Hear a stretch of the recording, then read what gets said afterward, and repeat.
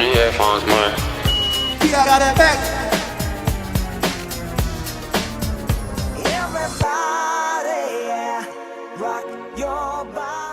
Good morning, good afternoon, good evening, y'all. Welcome back to Bareback, and I hope we are having a great time and we are blessed.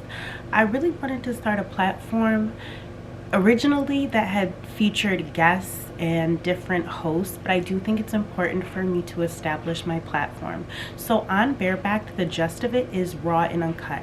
I do work in a very lucrative business, and I think I have more than enough pointers and tips, and my whole point of conveying these tips are to instill certain morals back into the game.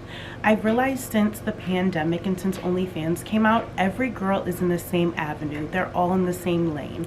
But a lot of you girls are fucking up the game for the rest of us, and that's just the midst of it. It is about clout, and I'm just gonna focus on my generic city, which is Detroit, and what I've seen and experienced. So personally, I've come to realize in a very short amount of time, granted I never spoke about this, but the people you're seeing living very lavish don't really live that way. A lot of their clothes and jewelry is fake. They can't afford the lifestyle that they're living, so you're not really missing out on a lot. There have been gentlemen in which they're your childhood heroes, okay? And they can't even afford a cheeseburger. That's not to throw shade, but it is to show that people are living an unobtainable life and they know it, but they have to do that to feel validated. One thing that I found is very unattractive, or my biggest turnoff, are people who aren't confident in themselves, and those are 90% of the times the men who are in designer Gucci monogrammed shirts or tracksuits. That's not style. That is just showing you can drop a bag on clothes to impress other people who aren't even worried about you. When you think about it, people are so caught up in their own lives, they don't even have time to honestly worry or focus on what you're doing. You want to attract men who are at a better financial state than you to lift you up.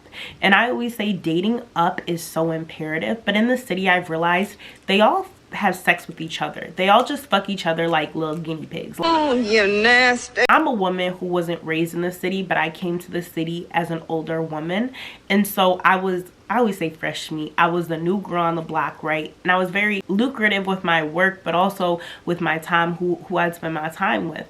And I've had different, they're usually artists, but message me, DM me asking for my time. But when I get around them, I should drop names, but let me know if y'all want me to drop names. Like, I went to this gentleman. He's been rapping for about 15 years, very well known in the city. Why was his closet in his kitchen? Ah, the ghetto. The ghetto. But you got on 6 Cartier bracelets. Like, it doesn't make no sense. And y'all can say, oh, he invited you to his trap. If that was his trap, why was all his clothes there? That closet was packed. Clock that T. That money thin, okay? That money is not fluent. That money is not flowing, okay? And that's just what it is. Rapping takes so much money that a lot of the times they go broke rapping. And that is a matter of a fact. Did I lie? Did I lie? Did I fucking lie? Okay, we're gonna clock that number 1. Number 2. A lot of the video vixen and girls in videos aren't being paid. I used to want to model until I realized you're gonna have a creepy man taking pictures of you in lingerie and you're paying him. So basically you're tricking. You're paying a man to lust after you and give you a lure, and a lot of these girls are having sex with the photographers or the artists. That's suspicious. That's weird. So imagine being in a music video and you're literally fucking for a way. When you're in a music video as well, you don't give off a lure. You don't give off it girl who's not touched. You give off of, oh, this girl known.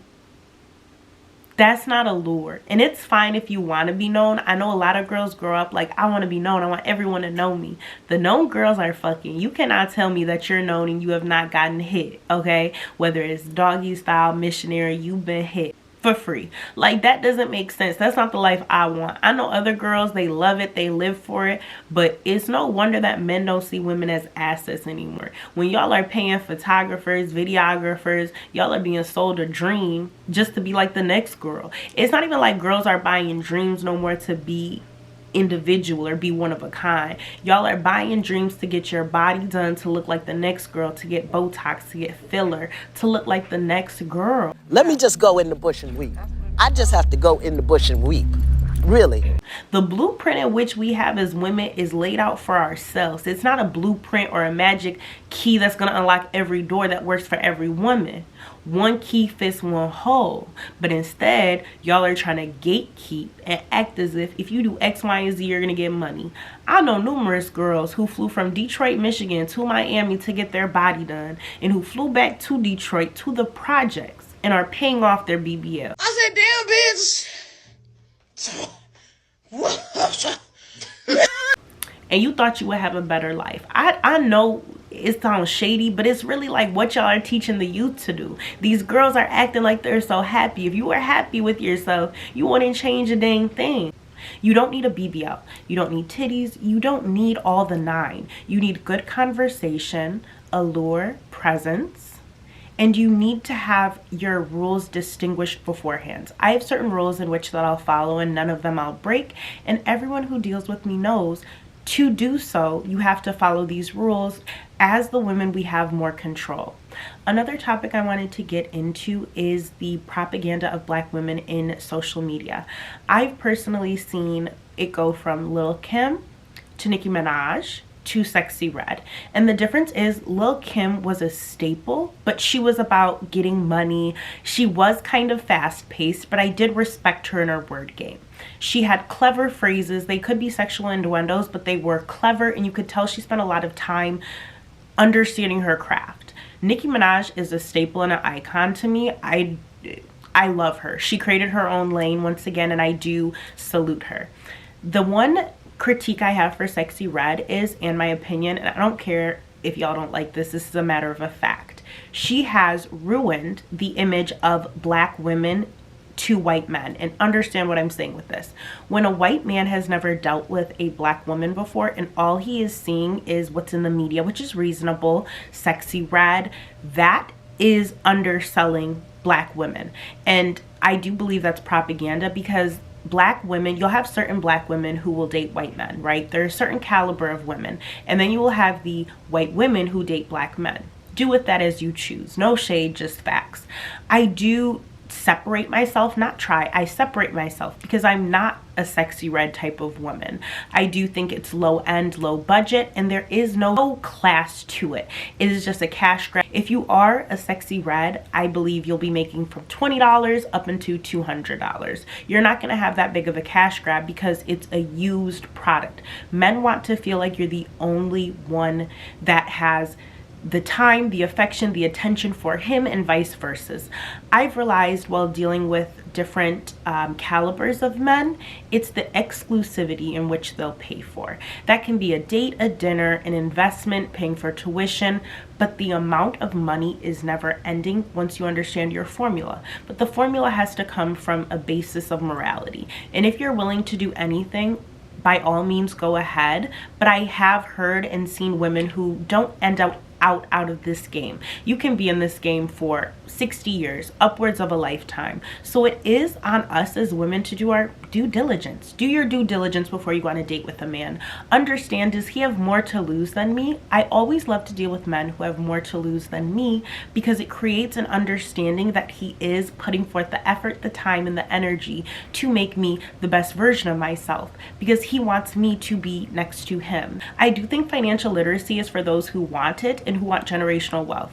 And I'm not seeking to be the most well-known woman or the baddest bitch, but I am here to help people. I've always been a healer, and I realized I can't give money to everyone, especially in my family or in my circle. And I became to feel as if it was a burden to be around these people, so I had to separate myself.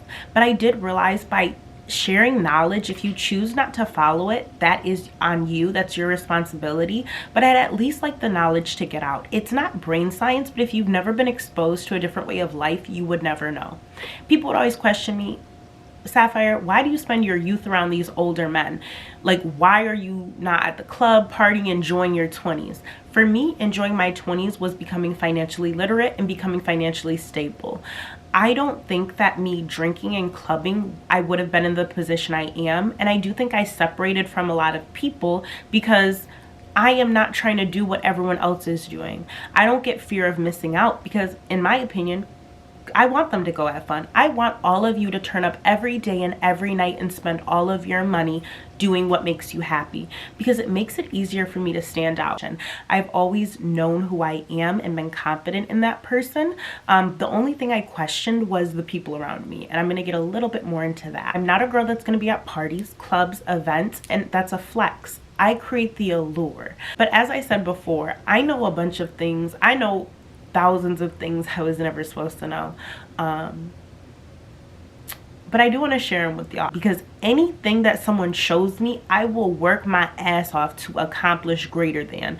To me, it's a compliment to show a master or a teacher that you can excel higher than them. But especially with men, and I've dealt with different kinds of men, regular men who work 9 to 5s to very lucrative CEOs, all the way back to rappers or artists, and all of them become vulnerable with me. I give them a safe spot, but I do think with that comes a certain fear that is invoked in a boy or a man. When a woman has control over her emotions and has control over where she distributes her time, and you realize that she's not sprung about you, the man loses all control. Understand, women feel entitled. You can be pretty, skinny, thick, petite, what have you. Every woman has their own skill, own craft, and own looks in which they're desirable and they feel their time is owed.